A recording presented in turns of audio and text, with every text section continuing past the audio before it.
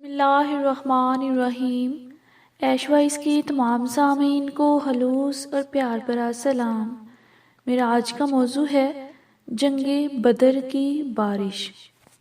آج کے موضوع پر بات کرنے سے پہلے ہم اپنی ناظرین سے گزارش کرتے ہیں کہ اگر آپ ہماری چینل پر نئے ہیں تو سب سے پہلے ہمارا چینل سبسکرائب کریں اور بیل آئیکن کو پریس کرنا مت بھولیں تاکہ ہماری آنے والی نئی ویڈیو سب سے پہلے آپ کو ملتی رہے۔ جنگ بدر میں نصرت الہی نے بارش کی صورت میں جو تجلی فرمائی، جسے میدان جنگ کا نقشہ بھی بدل گیا، اس کا ہم ایک جلوہ دکھا رہے ہیں۔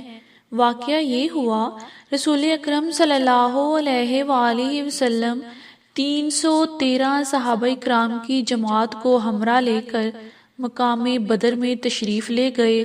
بدر کے مقام پہنچ کر مدینہ کی جانب والے رخ ادوات الدنیا پر خیمہ زن ہو گئے۔ مشرکین آگے بڑھے، بدر پہنچ کر مدینہ سے دور مکہ کی جانب والے ادوات القصوہ پر اترے۔ محاذ جنگ کا نقشہ اس طرح بنا کہ مشرکین اور مسلمان بالکل آمنے سامنے تھے، مگر مسلمانوں کا محاذ جنگ اس قدر رتیلا تھا کہ انسانوں اور گھوڑوں دونوں کے قدم ریت میں دھنسے جا رہے تھے۔ وہاں چلنا پھرنا دشوار تھا۔ مشرکین کا محاذ جنگ بالکل ہموار اور پختہ فرش کی طرح تھا۔ غرض دشمن تعداد میں 3 گنے سے زیادہ، سامان جنگ سے پوری طرح مکمل، رسد و رسائل میں ہر طرح مطمئن تھے۔ مزید برآں ان کا محاذ جنگ بھی اپنے محل و وقوع کے لحاظ سے نہایت عمدہ تھا۔ ان سہولتوں کے علاوہ پانی کے سب کنویں بھی دشمنوں ہی کے قبضے میں تھے۔ مسلمانوں کو پانی کی بے حد تکلیف تھی۔ خود پینے کے لیے کہاں سے پانی لائیں، جانوروں کو کیسے سیراب کریں، وضو اور غسل کی کیا صورت ہو۔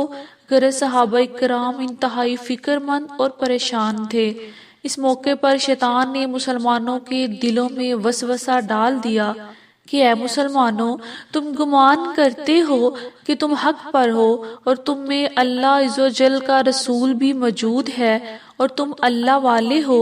حال یہ ہے مشرکین پانی پر قابض ہیں اور تم بغیر وضو غسل کے نمازیں پڑھتے ہو، اور تم اور تمہارے جانور پیاس سے بے تاب ہو رہے ہیں۔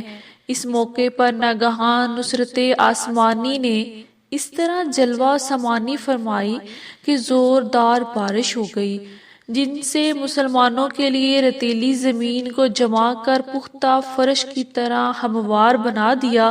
نشیب کی وجہ سے حوض نما گڑھوں میں پانی کا ذخیرہ مہیا کر دیا۔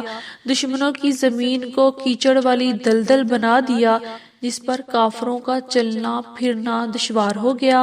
مسلمان ان پانی کے ذخیروں کی وجہ سے کنوؤں سے بے نیاز ہو گئے۔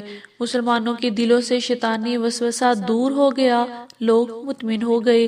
اللہ تعالیٰ نے قرآن مجید میں اس عجیب و غریب بارش کی منظر کشی ان الفاظ میں فرمائی ہے۔ ترجمہ: آسمان سے تم پر پانی اتارا، تمہیں اس سے ستھرا کر دیا، اور شیطان کی ناپاکی تم سے دور فرما دے، تمہارے دلوں کی ڈاس بندھائے اور اس سے تمہارے قدم جما دے۔ اس آیت میں اللہ تعالیٰ نے بدر میں اس ناگہانی بارش کے 4 فائدے بیان فرمائے ہیں تاکہ جو بے وضو اور بے غسل ہوں وہ وضو اور غسل کر کے پاک و صاف ستھرے ہو جائیں، مسلمانوں کے دلوں سے شیطانی وسوسہ دور ہو جائے، مسلمانوں کے دلوں کو ڈاس بند مل جائے کہ ہم حق پر ہیں اور اللہ تعالیٰ ہماری ضرور مدد فرمائے گا۔ محاذ جنگ کی رتیلی زمین اس قابل ہو جائے اس پر قدم جم سکے۔ الغرض جنگ بدر کی یہ بارش مسلمانوں کے لیے باران رحمت اور کفار کے لیے سامان زحمت بن گئی۔ درس ہدایت: جنگ بدر میں مسلمانوں کو جن مشکلات کا سامنا تھا، ظاہر ہے عقل انسانی عالم اسباب پر نظر کرتے ہوئے اس کے سوا اور کیا فیصلہ کر سکتی تھی کہ وہ اس جنگ کو ٹال دے، مگر صادق الایمان مسلمانوں نے اپنے رسول کی مرضی پا کر ہر قسم کی بے سر و سامانی کے باوجود حق و باطل کی مارکہ آرائی کے لیے والہانہ اور فداکارانہ جذبات کے ساتھ خود کو پیش کر دیا، نہایت ثابت قدمی کے ساتھ میدان جنگ میں کود پڑے۔ اللہ تعالیٰ نے ان کی مسلمانوں کی کس طرح امداد و نصرت فرمائی، اس پر ایک نظر ڈال کر خداوند قدوس کے فضل عظیم کی جلوہ و ثمانیہ کا نظارہ کیجیے۔ دیکھیے کہ اللہ تعالیٰ نے اس جنگ میں کس طرح مسلمانوں کی مدد فرمائی۔ نمبر 1، مسلمانوں کی نگاہ میں دشمنوں کی تعداد اصل تعداد سے کم نظر آئی تاکہ مسلمان مروب نہ ہوں۔ مشرکین کی نظروں میں مسلمان مٹھی بھر نظر آئیں تاکہ وہ جنگ سے جی نہ چرائیں اور حق و باطل کی جنگ ٹل نہ جائے۔ نمبر 2، ایک وقت میں مسلمان مشرکین کی نظر میں دگنے نظر آئے تاکہ مشرکین مسلمانوں سے شکست کھا جائیں۔